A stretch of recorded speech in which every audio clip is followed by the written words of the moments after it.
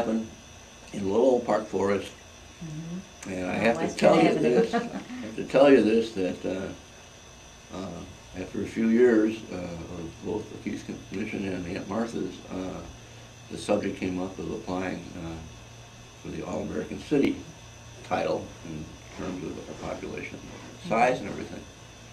And the first thing that came up was, what were our qualifications? Well, we got Aunt Martha's. Nobody else has got that. Right.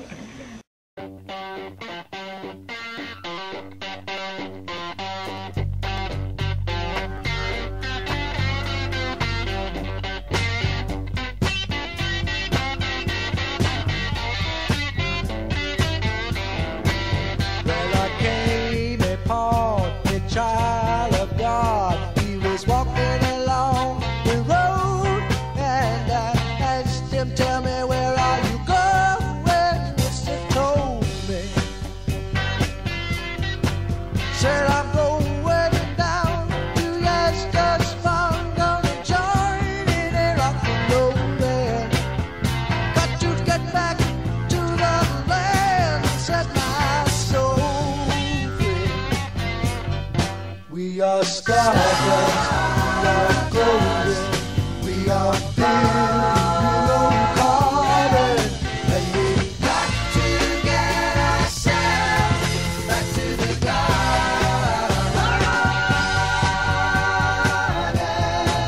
Well, then can I walk beside you? I have come to lose the smile, and I feel myself becoming something turning. And maybe it's the time of year. Yes, and maybe it's the time of man. And I don't know.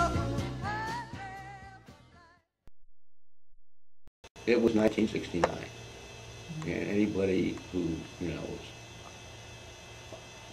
involved in that or remembers that from, an adult standpoint or even a young person's standpoint, it was a key turning point in the culture. Everything was going on all over the country, in college campuses, the youth movement, the civil rights movement, the Vietnam War. It was just, and Kennedy and Martin Luther King had been assassinated. The whole nation was, split down the middle. And I got involved because I was working in advertising at the time. And I got involved in a public service media campaign for the Boy Scouts, for the inner city. And it was a real different kind of approach, And my art director and I came up with the idea of our gang. That Boy Scouts were our gang, Right. but it was still a neighborhood gang, And that kind of led to all kinds of publicity. It was a very, very successful campaign. And in doing the research for that, we got dressed up, Howard, my art director, and myself, in just, chinos and a sweater, whatever, tennis shoes, and went around and talked to the gangs in Chicago. Oh. We did. We recorded them, just like you're doing here. Wow. Not with a video, but with a tape recorder. And it was really funny. So I got a first-hand, view of really what was going on, and then, I was just following the whole cultural happening at the time. And when But you lived in Park Forest. But I lived in Park Forest. I moved there in, I think, 67, and, or 65. I lived there for 7 years. We lived there with the family, because it was a great school system, it was a great place to raise the kids, So that was going on when the whole idea of the Youth Commission came up.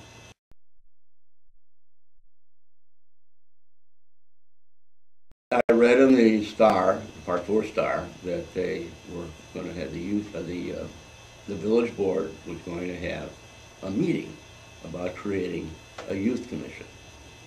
And so naturally, I wanted to see what was going on and if they would follow it up. And I went to the meeting. And it turned out that what started all the situation was that a small group of seniors from Rich East High School, which is the main high school in Park Forest, in protest to, I think it was the bombing of Cambodia by Nixon, refused to do the Pledge of Allegiance in the morning. Oh, wow. And that was unheard of in Park Forest or, any other suburb, by the way. You might see it, in college or something like that, but in high school? Yeah. And it scared the hell out of everybody. The parents, the village organizations, the village manager, everybody was, oh my gosh, we're going to have all this stuff coming down here, This is just the beginning. So they wanted to nip that in the bud. Oh, And that's why they called the meeting about the youth commission. about forming a youth commission. So I went and I kept my mouth shut because there was a lot of kids there. A lot of kids showed up and a lot of adults showed up. And they all had different ideas about how to do it.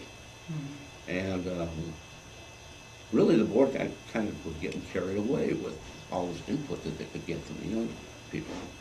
And at one point, it was Mayor Singer said, well, why don't we just have the youth commission just with high school people, We don't need the input from the adults, let's just have the kids tell us, what to do.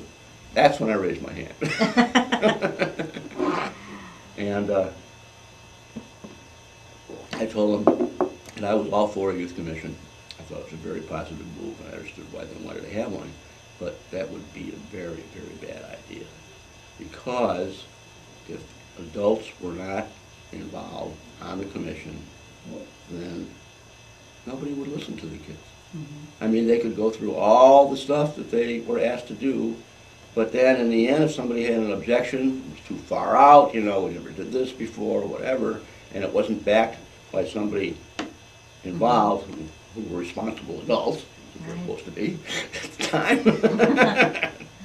and then it wouldn't fly. Mm-hmm. So that was eventually what happened was we started out with 11 people. So 7 of them were adults and 4 of them were kids. And I spoke up, and so I got invited to be part of it. Yeah. A couple of months after we began, we felt that we really needed some personal input from the general population of youth in Park Forest, not just the kids on the commission. And so we came up with the idea. This was the era of the love-in and the laugh-in, So we came up with the idea of a gripe-in, Park Forest Commission gripe-in. And we got the use of St. Irenaeus Hall, which is a pretty good size, and advertised the heck out of it with posters and sent a story out to the press, and a Reveler at Rich East ran a big article about it. And the hook was that nobody over 21 could get in, except for the youth commissioners. Yeah. And that would be free soft drinks, bagels, coffee, and there would be a band. Okay. Well, again, we didn't know how many kids were going to show up, and over 400 showed up. Wow. That's quite a turnout. Yeah. It was a Thursday night, and of course they all came to hear the music, and kind of just see who was there. Once the band stopped playing, about 2/3 of them left, which was no big surprise, but they knew who we were because we had an intro, and they knew who we existed and what we were about and what we were trying to do. And then we knew the ones who stayed really would give us some input. We had this questionnaire, which we had passed out, and we got a big response to that, enough so that it was, statistically reliable among those kids. And that gripe-in was where Aunt Martha's was really born.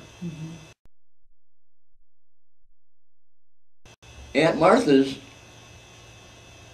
really evolved from the gripe-in, from our first youth gripe-in, which was very early on in the history of the Youth Commission. It came from a questionnaire that we had distributed to all the kids who showed up, which were a considerable amount. And we found out through a questionnaire that 50% of the kids who answered the questionnaire really didn't know where to go if they really had a problem, who to talk to. And that was the planting of the seed, because we knew what they wanted to talk about. They couldn't talk with their parents, they couldn't talk with their friends. A lot of times it was too personal. From that point on, we had our eye out on how could we make a proposal to the village board that would enable the hiring of a professional youth worker who could then set up an organization that would address these social problems, issues. We are stardust, we are golden, we are building carbon, and we've got to get ourselves back to the garden.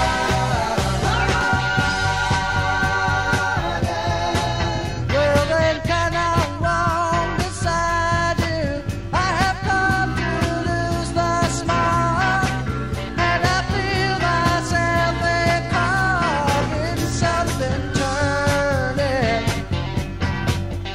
And maybe it's the time of year. One of Gary's big things in setting up people to listen to, you know, the kids' problems and everything was this empathy training. Right. Remember? Yeah.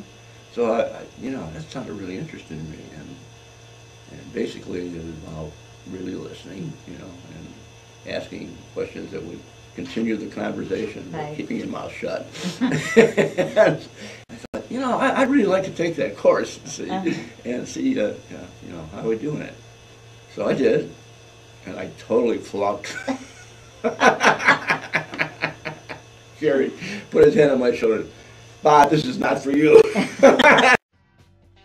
And maybe it's the time of year. Yes, and maybe it's the time of man. And I don't know who I am, but life is for learning. We are stardust, we are golden, we are building carbon, and we've got to get ourselves back to the garden. At Martha's and the Youth Commission was a template for anything that anybody really wants to make happen, and it's got the energy and the guts and the intelligence to really put it together, and is willing to collaborate. Collaboration is the other part of it. Collaboration is very, very important. Whoever served on the Youth Commission, it was, in a word, exhilarating. It was sort of like revisiting your own teenage years and getting a chance to do something about all the things that you could absolutely do nothing about when you were a kid. And a lot of us, you know, had grown up in the 50s and even a little earlier, and it was a whole different world. And now we had this opportunity to kind of relive those years, but we had the maturity to know how to get things done. Right. And that was powerful. That was really powerful, the combination of those two things. So in one way, we never had so much fun. I never had so much fun. The 6 years I spent on the Youth Commission, never had so much fun. And in another way, we got things done. We accomplished a lot. So there was a lot of pride in that, and a lot of feeling that, you know, we counted, that we really made a difference.